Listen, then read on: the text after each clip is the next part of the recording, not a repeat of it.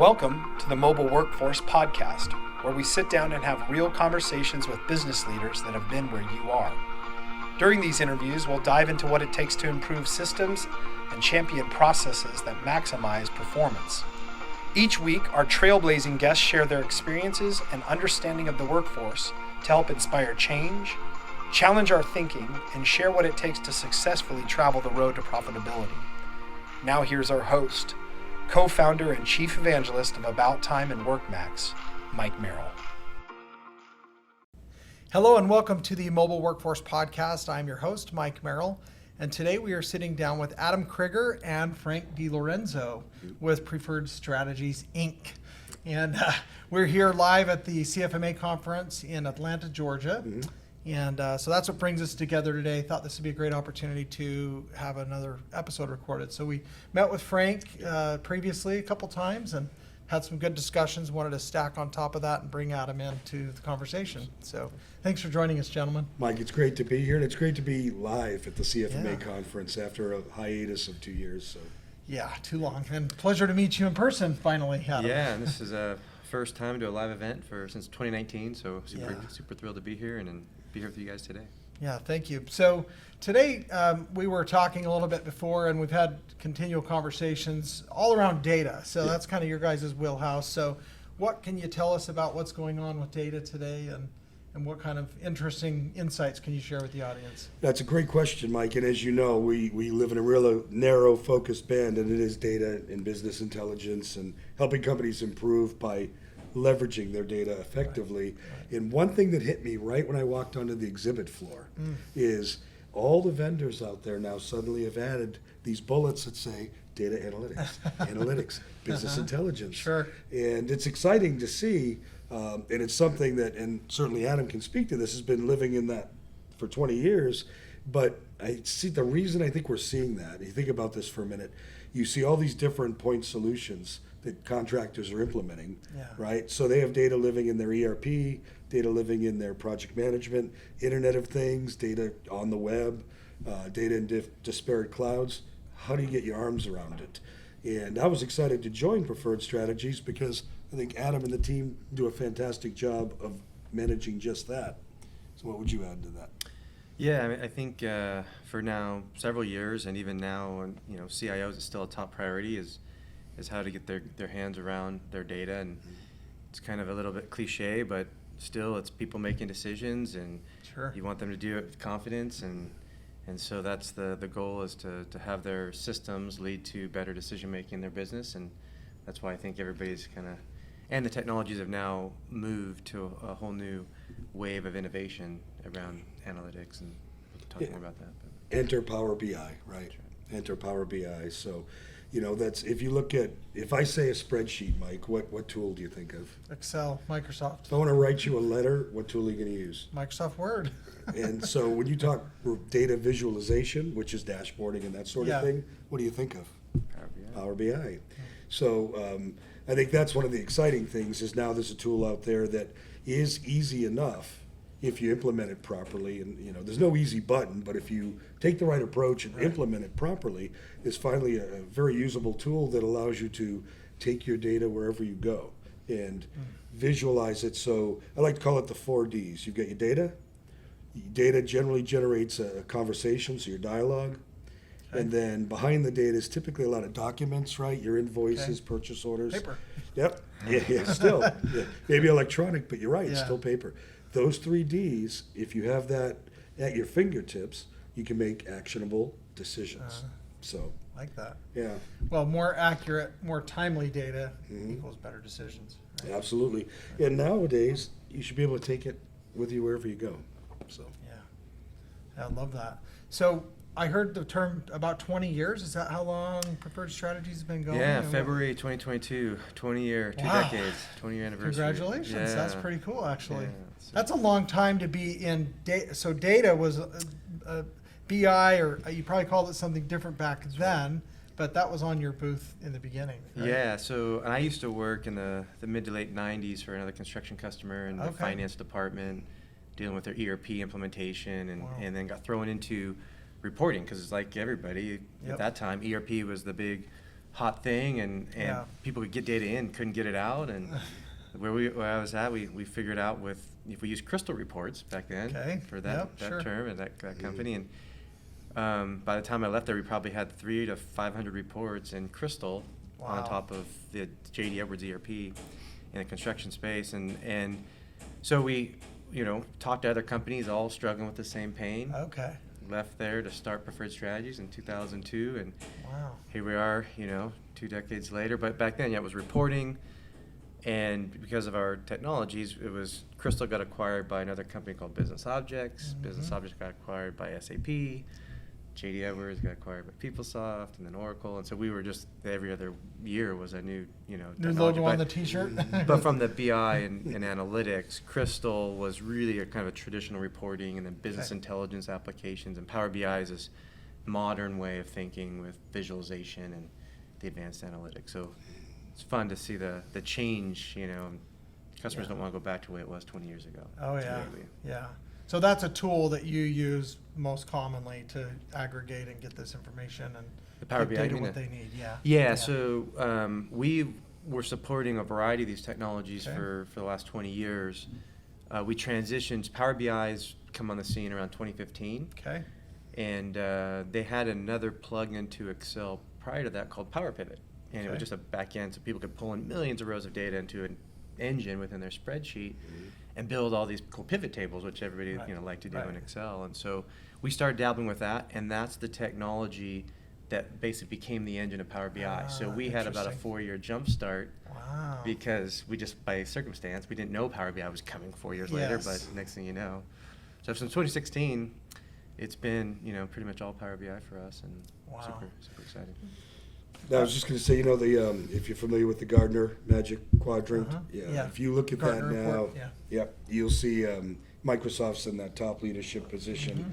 Started right around 2016, I think, but every year when I look at that updated report, that gap's just getting a little wider as interesting. Microsoft, makes their push into that. So, Huh. Yeah, it's a 4th year in a row where Microsoft is further on the scale of completeness of vision and up on ability to execute. So they're Okay. kind of in pole position now, 4 Yeah. years straight. Yeah, so- That's interesting. So you mentioned, getting to the trade show floor and Mhm. seeing, these buzzwords they've shifted from one thing to another.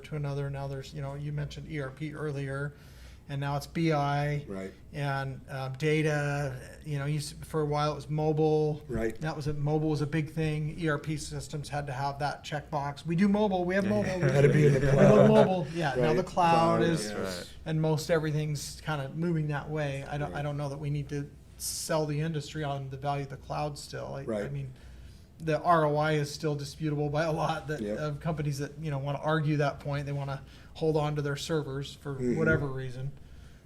So I think there's always going to be some laggards there. But when you go to the trade show floor now, number one, other than the BI and the buzzword stuff, what else is surprising? And then maybe also, it's been a couple of years since we've been back together. What's not surprising? What do you feel like is It's a good question. Now, what's exciting, so maybe surprising, but also in a good way, is, as I said earlier, I think construction, I think we'd all agree, has been behind when it comes to technology adoption.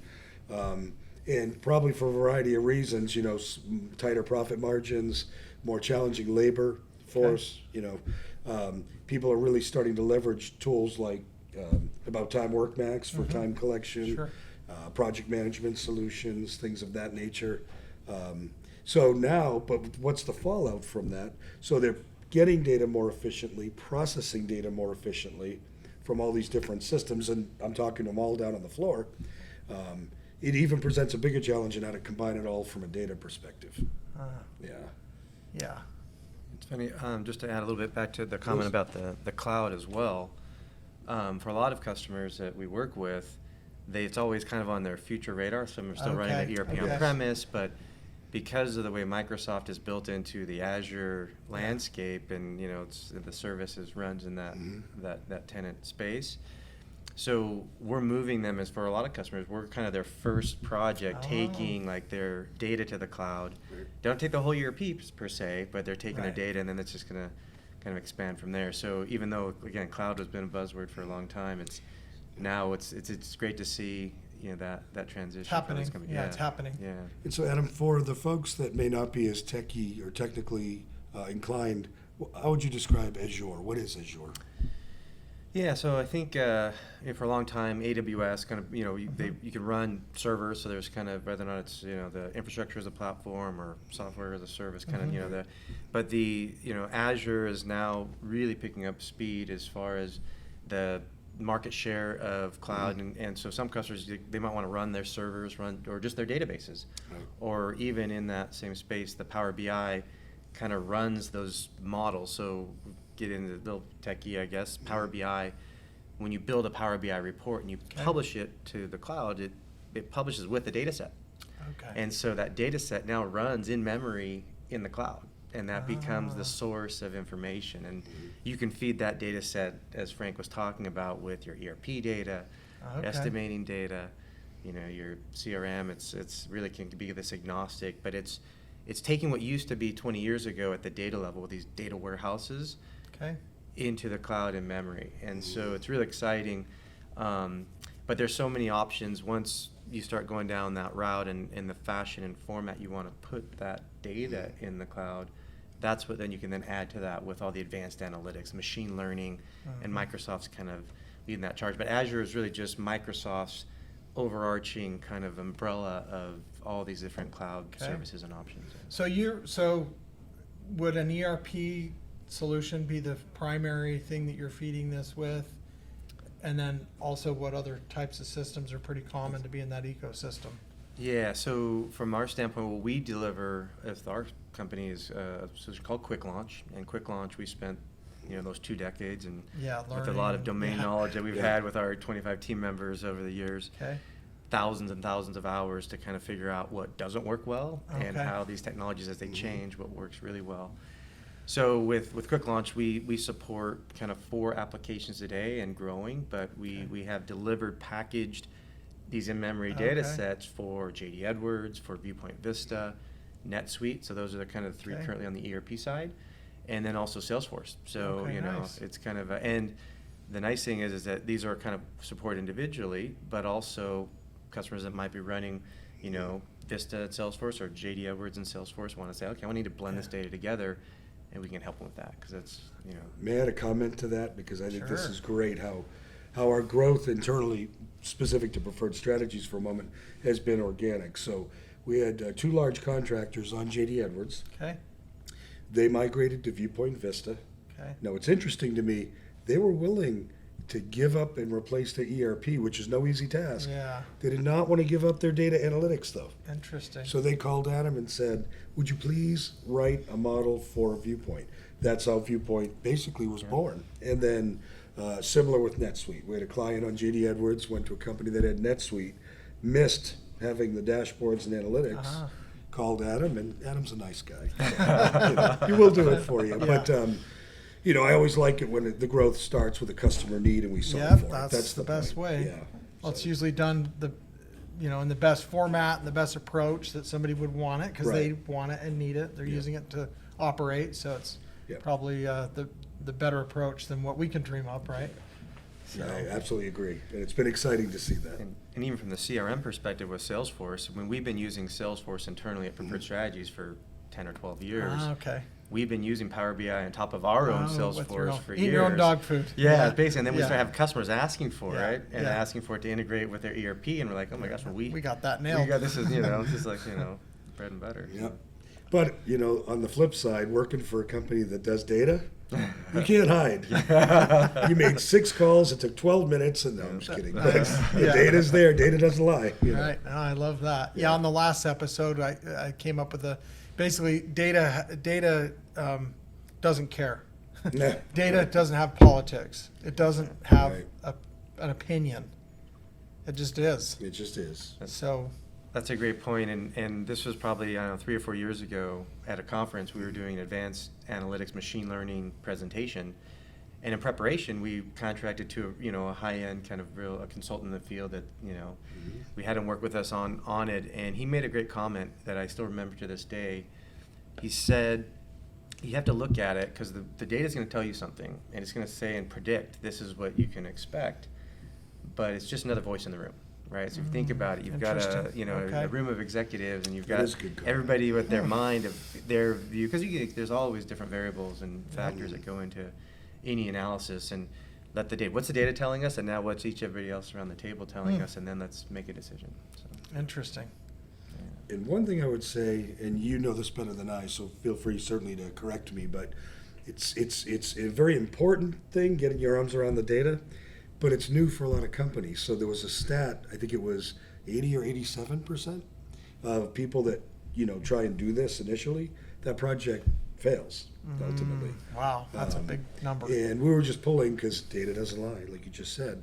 And our success rate with clients, again, not to be bragging or anything, just because this is what Preferred Strategies has done, I think we're hanging right around a 97%. Wow. Yes. Wow. Is that accurate? Did I state that? Yeah. yeah, no, and it's been several studies, over 80% failure rate. Yep. And I think the correlation we want to put together is, you implement a solution like Power BI, and let's say even Quick Launch for that matter, to really have your data help you with your bigger goal, which is to strengthen your data culture of your organization and becoming data driven, right? That's another kind of, key, I guess overly used kind of term out there, being data driven. But we shared this in our presentation, yesterday at the conference. The McKinsey Global Institute did a study, and they found that companies with a very strong data culture are 23 times more successful at acquiring new customers, Okay. 6 times more likely to retain customers, and 19 times more likely to be profitable.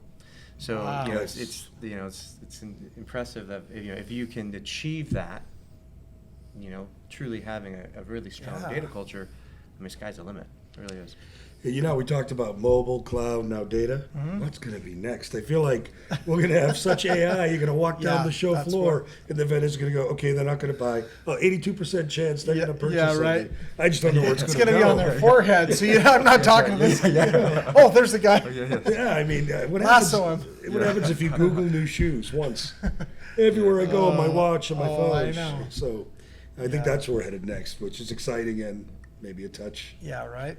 unnerving. But Well, AI. I mean, it's trying to save us time, right? Yeah. That's the goal. It's trying to make it more accurate. It's trying to preempt and guess with education, right? Informed guessing. yeah, What we would choose, and I think, even without AI, we've got to take a step back. And I mean, we said data doesn't lie, but good data doesn't lie, right? Yeah. Plenty of data lies because it wasn't collected accurately, Right. it wasn't gathered properly, it wasn't gathered timely, wasn't shared appropriately. I mean, there's all these different caveats, I think. So that's maybe something important to discuss. How do we make sure we're getting accurate data and the right kind of data? I mean, what are there some baselines or benchmarks or things that companies should use as a rule of thumb? It's a great question, and again, in our presentation yesterday, and he's not here. And I but- wasn't there, but so apparently I'm this just, is just this is me that's naturally why I turned right asking, to him. I yeah. knew So, he'd be, yeah. Sure. and Ben Harrison, I think, shared the comment. Okay. But it's always a challenge about data. And some companies say, look, we're not ready for analytics or better BI because our data's bad. Right? We got to clean our data to be able to do that. Okay, Right? And okay. here's the challenge: is how do you know what you need to clean? Right? If you've had this bad data or this inaccurate data for 10 years and you haven't done anything Right, about it, what's right. making you think you're going to do it and even know? So I think what a tool like data visualization and Power BI, it brings it right to the forefront. You drag something into a chart and you're going to see, okay, how do we have $6 million of revenue to a blank category code?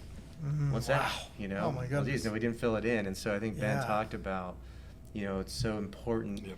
to let you need to start implementing something like this to have a reason to fix it and have it show. Because and Okay. I would say, So you're saying the other approach, let's not wait around That's till the right. data's Exactly. perfect, because It you're making new data every day.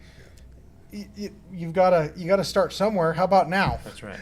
Yeah, Well- and it'll force you to act once you have that visibility. Okay. And then or a lot of, maybe let's say you only do business in North America, and you look at a geographic chart, and all of a sudden it's Yeah. showing you're doing business in Sydney, Australia. Right. So how's that? We don't have any Right. customers. Oh, well, because Right. we miskeyed some of the geographic location of Yeah. in their address book, right? So it's like those are Yeah. You find those outliers and you fix them. It forces you to change your business process It's funny by seeing the data. Yeah, as you're saying this, and I don't know why this quote popped in my head, but it's a Mike Tyson quote, and everybody has a plan until you get punched in the face. So let the data punch you in the face. 100%. That's a great analogy. Is kind of to what that, you're yes. saying. I mean, that's what I'm hearing, 100%. and I agree. And you know, with the Why are you hiding from it? with the visualization, there was a customer. Can I say the name? Is it okay? I'm Regional fine with that. Controller, Justin Adams, Granite Construction. What's their cell number? That was great. Kidding. But They're still he's- prospect to us. he said something that really resonated with me, and I didn't think about it, but it sums up what we're saying with visualization of data. He said, my equipment manager is not going to look at a tabular report, rows and columns of numbers. Okay. It's remember that or see the same thing that he does when he sees a gauge. You know, green, yellow, red. He remembers that gauge. We're in the red, I got to do something. So when you visualize data, you see things you didn't know were right in front of you before, right? So, and that's a real world example. And I love the other thing he said. He said something about being the train caboose. I don't know what it was, but he said, I'm not good with equipment. I'm a controller. But now with all these visualization dashboards we have, our our equipment managers become a mini controller. And I've become like the caboose of the train, but getting better with equipment or something. The way he said it was much better. I'm not doing him justice, but the point makes sense, right? Yeah. Now that they're both looking at the same thing, they can consume it in an eye's view. Where what is it? 60-something% of people are visual. You know, they see the trends much more quickly in a visual environment. It makes the equipment manager act more like a controller, and he can understand the equipment numbers much better. Right. Well, the math, it makes sense to him. Just maybe the yellow iron behind it isn't so familiar. Yeah. But it data-izes. I don't know how you'd say that, but it basically turns that yellow iron into data. I like the new word, Jim, for data-izes. So That's good. yeah. Yeah, and even I think in that same example, he was sharing that, you know, on these visuals, there's a target, right? They know what their annual plan is. Yeah. It breaks it Yeah. down to months and weeks, and so you know, he's every day.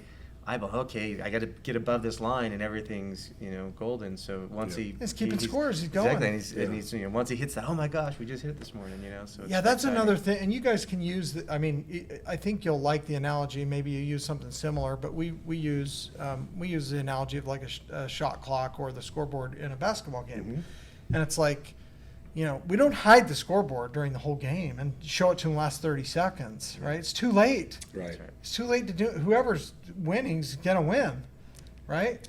So can we that's true. share the scoreboard with everybody on the court throughout the game? Yeah, I'm not saying I'm a Right. Celtics fan, but it didn't help the Bucks. No, right? But anyway, but that's back to those dashes, the gauges, the things that we can visualize that make sense to Info people. at a glance. Right. Right. So, Right. Yeah, I think there's the one thing on top of that is, people talk about dashboards, and some companies, they just heard the buzzword, we need dashboards, we need Yes. dashboards. It's like, okay, well, why? What's it going to do? How's it going to change your business? And Right. I think the visual nature of it, getting you that instant, idea of what the actual performance is compared to something, whether that's a target or a prior year, but it can't end there, right? It's only valuable if it can help you get to the answer to the question. There you go. So it says, oh, it's red, or it's sent me an alert, I've got a problem. Yeah. What is it? So then it needs to be interactive and Right. drillable. And so when we build with our quick launch model around, the ERP and CRM stuff we've talked about, we basically bring the data into that model at the most detailed grain. So when you're seeing these dashboards at the highest level, you can click through any of those, all through the layers, and the users can even open it up and edit and change the way everything navigates, but they get down to the answer, right? Right. And they know, because when it comes through one centralized data set that everybody has validated, and they know it's matching these source systems like their ERP, like the CRM, they know that if I'm grabbing a metric, backlog or gross profit from that, it's accurate, right? And there's no question, whether I'm doing that in a spreadsheet or I'm doing that in Power BI, I'm doing that, it's people know. So that's how you really lift the confidence, and I think that's key. and the other thing is performance. You ever talk to somebody when they say, I hit the report, went and ate a sandwich, talked to my kids, came back, and it's 70%. It's almost there. It's almost there. Performance on the report generation and performance on the dragging on the production system. Don't run those reports. We're about to process payroll, that kind of thing. Okay. And Adam does a really good job of this. I think maybe just speak briefly to, best practices so that you have optimized performance and what I like to call kind of near real-time data.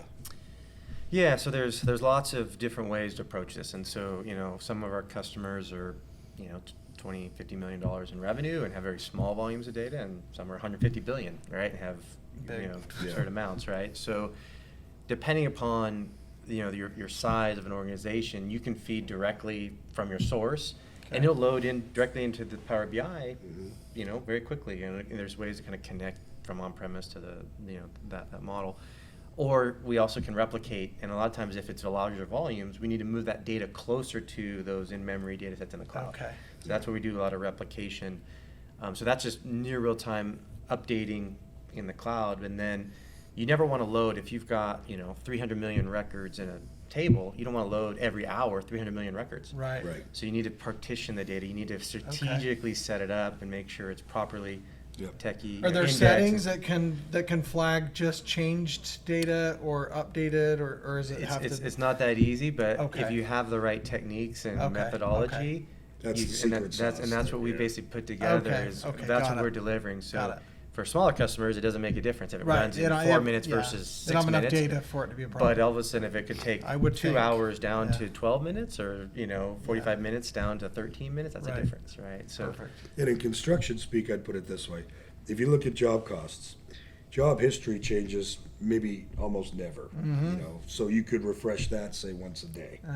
But the transactional stuff's happening all the time. Oh, yeah. Maybe you want to refresh that every 30 minutes. Okay. You know what I mean? So that's where you can optimize things to leverage the technology to increase that performance. Yeah, with our system, we're integrated with an ERP. It's the same thing. We can set up this timer, and if new data is put in the ERP, we can pull it down Yep. every so often, and So- it wouldn't make sense to do it every minute, right? Because it's just not. It doesn't matter, right? Yeah, Then so- it's near real time, right? Yeah. Yeah, and Exactly. some of that's even in some of these ERPs as well. You're pulling those as well, and some of the ERPs we work with, those timestamps aren't always updated based on the other stuff people are Right. feeding in, and so that's always sometimes becomes a challenge. Is if they're not, then you got to work around that. So Yeah. so we've kind of gotten creative on when they're not updated. How do we handle that? Right, okay. Well, so what, I guess, in the industry, and we talked about the trade show floor and what surprised you and what didn't, what is pleasantly surprising about where things are at now? And then what makes you want to pull your hair out that you're still running into all the time thinking, are we still talking about this? Yeah, I mean, I just think it's because what we're talking about with this Power BI and data visualization, and still the masses are still living in spreadsheets. Okay. It's really a leap for them to kind of Yeah. understand what could this grass greener be like, Right, right. And so it's getting that message across, and sometimes it's a leap of faith. Hey, which is nice when 80% fail and we've got 90%, retaining over that and customers, and so anyway, No, go ahead. I was just going to add to that because you said Excel triggered that thought. In a leap of faith, sometimes it's an intermediary step, right? So okay. a lot of financial folks, especially, they love their Excel. They're not going to give it up right away. So when we implement, for example, the data model that we've been discussing, it is equally valuable on Excel as it is Power BI. Okay. And that way, if I pull a report into a dashboard, It's the same. but operations more likely there. But me, CFO, I like my spreadsheet. If I grab a measure, cost to complete, it's the same source. So whether I'm looking at it Oh, in Excel okay. or Power BI, because Excel's a great tool. I mean, it is. It's just when you have it as a silo of data within itself, not so great, right? I have this PowerPoint slide I actually got from a customer. All hail the magic wizard of spreadsheets. How do we know the data's right? I don't know, but it's pretty, So, and so for some clients, I think to help them along the way, we implement Quick Launch, use it with Excel. Okay. Hey, what do you think about this gauge? Or what do you think about this waterfall chart? And then they start to mature in their own journey to something visually. Power Okay. BI. I think that's a great point, Frank, you made about the Excel and the importance of that, because what's happening today, even one of the poll questions in our presentation Yes. was there's still, I can't remember the exact percentage, but a high percent of people running reports from the ERP or other places and exporting to Excel. Okay. But once you export to Excel, you've got a one-time manual copy, but then all the logic. It's a dead copy. Right? Yeah. I think I was doing research before the presentation that I think they say that 88% of spreadsheets have at least 1% or more errors within the calculation of the formulas, right? So Oh, if you boy. 88% of spreadsheets out Times it there by- are flawed. So that's what happens when you export and then build in Excel pivot tables and all of that and VLOOKUPs. But when you look at something like Excel as a connection back to the model and do pivot tables, there is no middle step. Right. And that's how you get the confidence as well. And I do agree, it's a great way for people to get comfortable with that, and then the visualization added onto that is just a much Icing on smaller the step cake. than like, oh my gosh, I gotta drop everything we're doing and do this whole new thing. It's like, And the other thing, you load data into a spreadsheet, what happens? It's huge, a 50 megabyte spreadsheet. If you use the spreadsheet is what it optimizes what it's good for, a what if scenario tool, when you're pulling, say, from a data model like Quick Launch in this case, the spreadsheet's kilobytes. It's not Right. bringing Yeah, data minimal. into it, it's bringing the results, you know. So even Justin in his presentation yesterday, he was, oh, when we open these spreadsheets and the lights dim, right? It's like, because, it's so it's funny. like, You you don't can't want Take that. a You lot of don't- you don't- horsepower. To, Yeah. That's pretty funny, actually. Accounting I humor, haven't it heard does that. crack me. Like, he had one, I'm using this forever. He goes, anytime I hear EBITDA, I want to buy a vowel. Yeah. Yeah, it's so fun. That's his. I can't that's- take credit, That's but I'm pretty using it. funny. Yeah. That's funny. Well, yeah, lots going on with the world of data and the industry. I think people are starting to catch the vision. I mean, companies like yourselves are out there preaching the good word of, what tools are out there and what can be leveraged better that companies just haven't been historically that good at.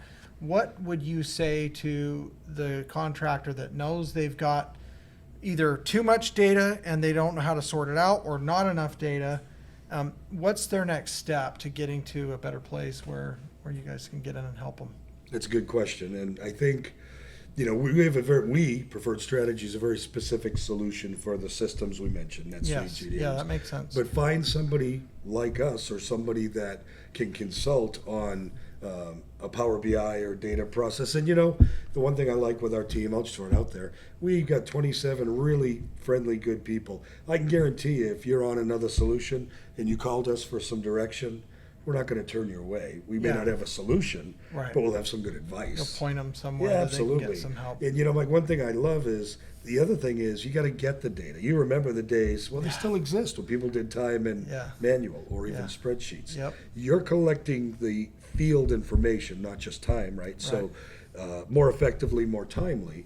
So that's the input of the funnel Right. of the data part. Right. So you get that solved, and I'm excited because we're seeing more companies do that. Yeah. So now let's leverage it. And, that is all we do. And I'm sure we can, point you in the right direction if we don't have a solution out of the box for you. Okay. We're the nice guys, I like to say. There you go.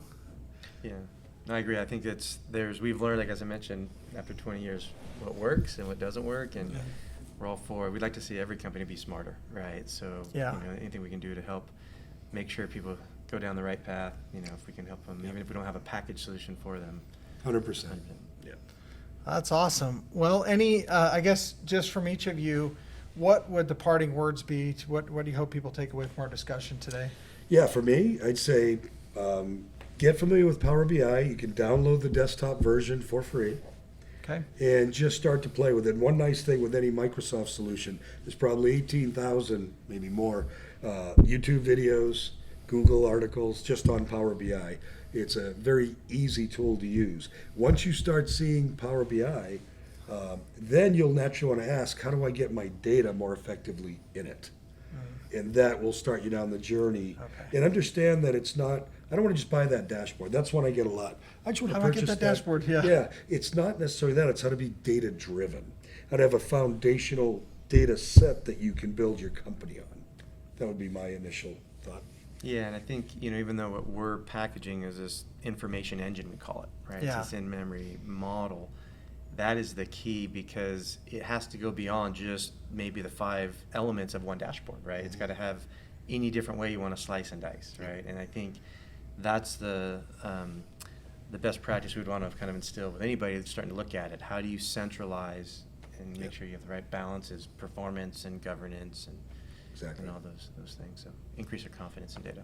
There you go. Like that idea. Increase your confidence in the data. That's make a lot better decisions when you feel good about the information you're making them off of, right? Yeah. Love it. Well, thank you, Adam and Frank, for joining us today. This is a lot of fun. Mike, it is fun. I can't believe it's over already. I can keep going, but I want to thank you for having us on. Yeah, you bet. Yeah, we'll do it again down the road, but it's been a lot of fun, and thanks for your guidance to our audience. I'm sure that many will appreciate it. Yeah. If there's any questions, anybody can reach out to us. We do love this stuff. So. Yeah, and we'll link it in the show notes and get you guys connected up there as well. So Well, a pleasure to meet so you in much. person again, Adam. Yeah, thanks, Mike. All You right. too. Thank you. Take care. Thank you for joining us today on the Mobile Workforce Podcast, sponsored by About Time Technologies and WorkMax. If you liked the conversation we had today, or were able to learn anything new or helpful, please make sure to follow us on our WorkMax page on LinkedIn and on Instagram at WorkMax_. And subscribe to the show on iTunes or your preferred podcast platform so you will never miss another insightful episode. Also, if you enjoyed the podcast, please leave us a 5-star rating and review and share the show with your friends and colleagues. Your support means the world to us and will allow us to continue providing impactful information with others looking to improve their results in their business and, in turn, their life.